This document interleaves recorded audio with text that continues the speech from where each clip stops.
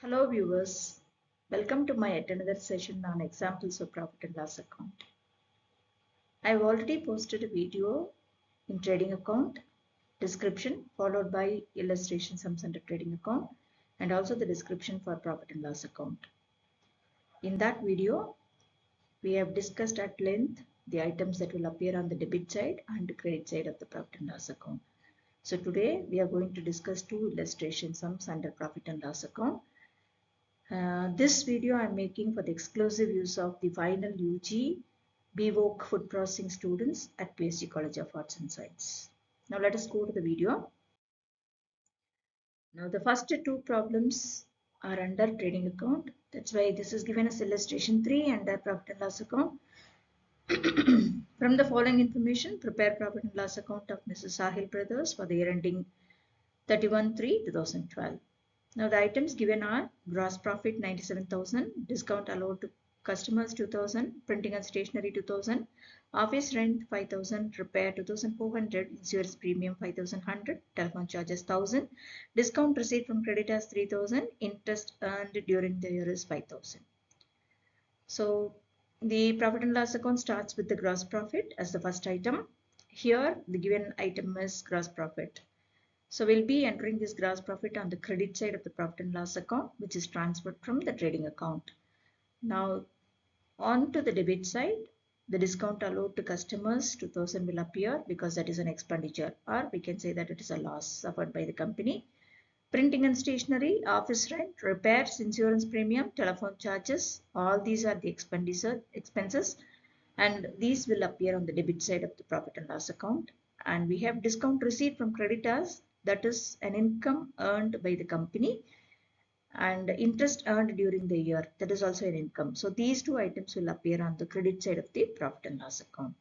So when we enter these items in the profit and loss account, the solution will be like this.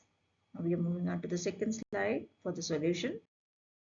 Now, as I said, the gross profit transfer from trading account is appearing on the credit side, 97,000. And on the debit side, we have all the expenses, including discount allowed to customers, printing and stationery, office rent, repairs, insurance premium, and telephone charges. And on the credit side, we have income received, which is discount received, and interest earned. These two items are appearing on the credit side. Now, when you compare the debit and credit side, the total on the credit side is higher than the debit side, which is 1,05,000. Now, we have to enter the same total on both the sides, debit and credit. Now, the difference between the debit side and the credit side is 87,500, which makes a net profit. Now, this net profit will be adjusted in the capital in the balance sheet.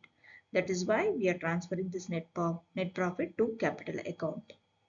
So here net profit transferred to capital account is balancing figure 87,500 on the debit side. Now let us move on to the next illustration, number 4. Now it is also starting with the gross profit 43,000. The discount allowed to customers, salaries, interest paid on loan, postage, discount received from creditors, then commission received and sales expenses. Now the first item, gross profit, will be transferred to the credit side of the profit and loss account, which is transferred from trading account. That will appear on the credit side. Now discount allowed to customers, salaries, interest paid on loan, postage, all these will appear on the debit side of the profit and loss account because these are all expenses. Now discount received from creditors will appear on the credit side. Commission received by the company will appear on the credit side, and sales expenses will appear on the debit side of the trading and profit and loss account. Now we'll see how this will appear in the solution. Now, as I said, gross profit transferred from trading account 43,000 is on the credit side. Discount received from creditors is on the credit side. Commission received on the credit side, and discount allowed to customers, salaries, interest on loan, postage, and sales expenses are on the debit side.